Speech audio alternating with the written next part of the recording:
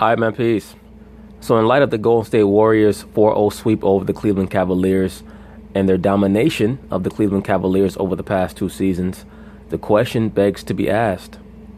Did the Golden State Warriors indeed need to sign Kevin Durant in order to win these last 2 NBA championships? The reason why I'm asking this question is because the subject was brought up by Miss Rachel Nichols in regards to why the Golden State Warriors decided to acquire Kevin Durant. One of these 2 analysts states that the reason why Golden State acquired Kevin Durant is because they knew that they needed him in order to defeat LeBron. And the other analyst is going to take the tact that no, the reason why the Golden State Warriors acquired Kevin Durant is because they could. The franchise has an extremely aggressive and progressive approach to free agency, and that's why they pursued Kevin Durant.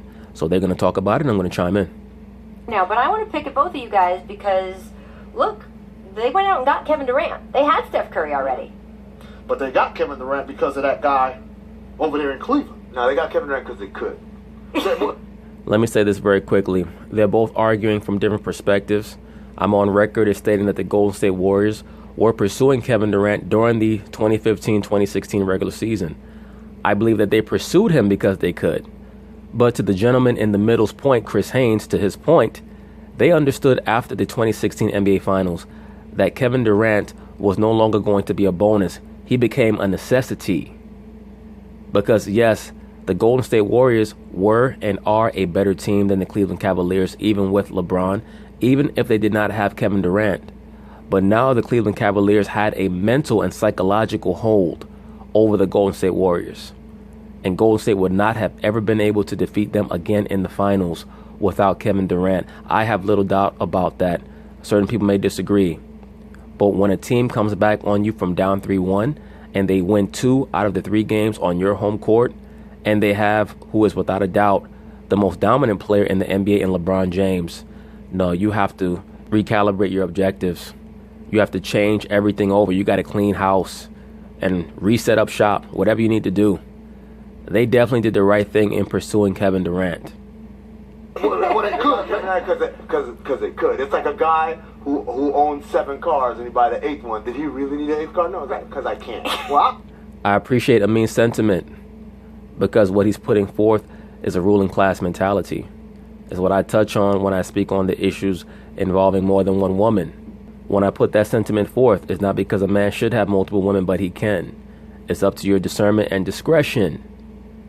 Amin is putting forth that same ideology, that same concept. What a man with a ruling class mentality understands is that he does what he can, he does what he wants, he does what is feasible. What is feasible. And that's what the Golden State Warriors were doing, at least in regards to their approach towards Kevin Durant during the 2015-2016 regular season. But he went from being a bonus to a necessity, no doubt about it, after those finals. That was damaging. That was damaging. The way that they lost those finals was akin to how the Seattle Seahawks lost the Super Bowl to the New England Patriots. Well, I don't know about that. I mean, no, I think they You don't did. feel like Kevin Durant made the difference last year and last year's For finals? sure, he did. Okay, so then this gets back to who's the most important player on the Warriors. But they didn't get him for this. They got him because they could. I would say they got him only for this. The other 51 weeks of the season don't matter. Rachel's preaching. Let her preach. Two things happen. One, you get them because you can, because we're great. Let's be greater. Because there's no limit. There's no salary cap on how great we can be, right? Number 2, they destroyed their biggest rival. That's a great point. Great point. Oklahoma City's a... If you can strengthen yourself while weakening your most potent rival, you should do so. And they were able to kill 2 birds with 1 stone by acquiring Kevin Durant. Oklahoma City's a hole in the ground because of what they did. Yeah, how's it? I wouldn't quite call Oklahoma City a hole-in-the-ground franchise right now, but they're certainly a franchise that's at a crossroads.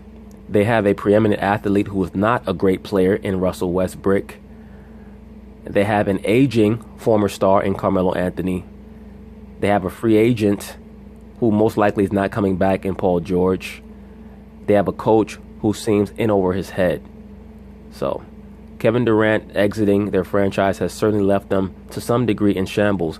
It would almost have been better had he left them with nothing than to leave them with what they've been left with, which is the vestiges of a team that had championship aspirations.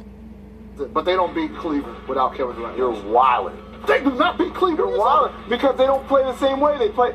If Durant's not out there, they don't beat him in 5, maybe. They don't beat them, period. Look, I'm going to keep it real funky right now. That style of play that the Golden State Warriors utilize is great in the regular season. But in the postseason, it's about, can you beat your man one-on-one? Can you take it? Can you get it how you live? Can you get to the free throw line? Can you take it to the cup and convert? Do you have a threat in a half-court set? Someone who you can just give the ball to and say, get buckets for us. Steph Curry is great, but he can be taken out of his game mentally. Kevin Durant at times can be taken out of his game mentally. But when you combine the two together, that's where you hope to make up that gulf, that issue.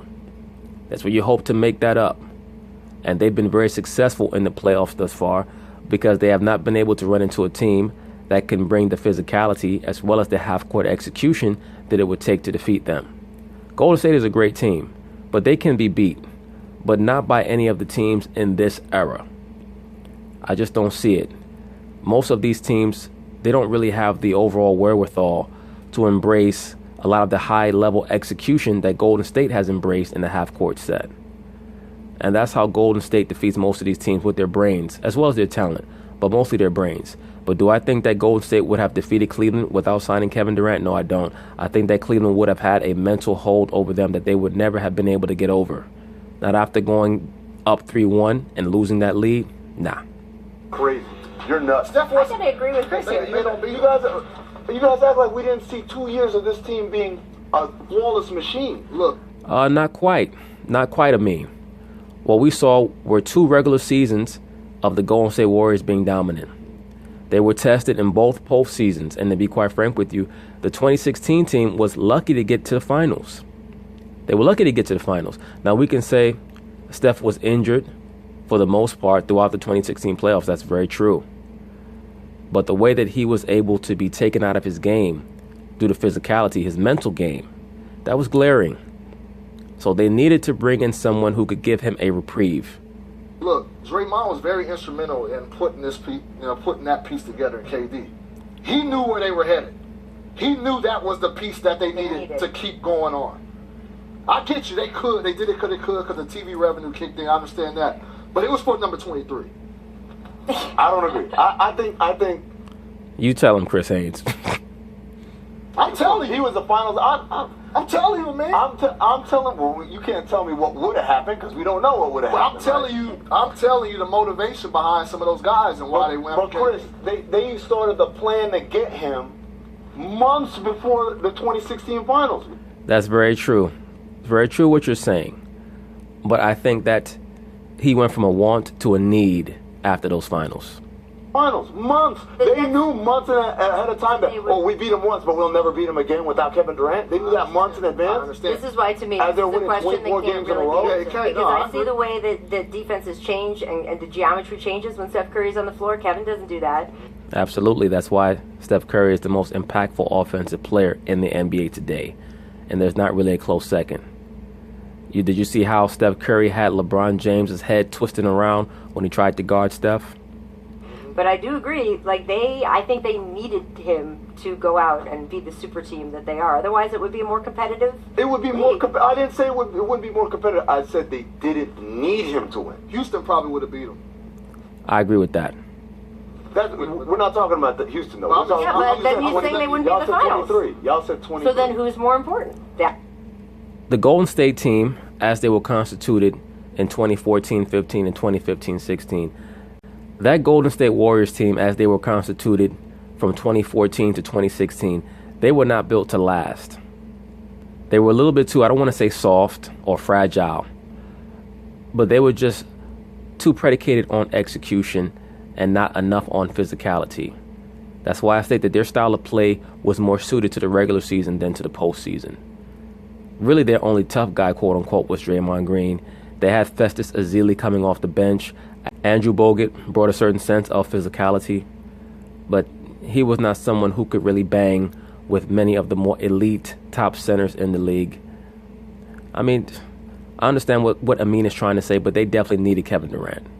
That's what it comes back to.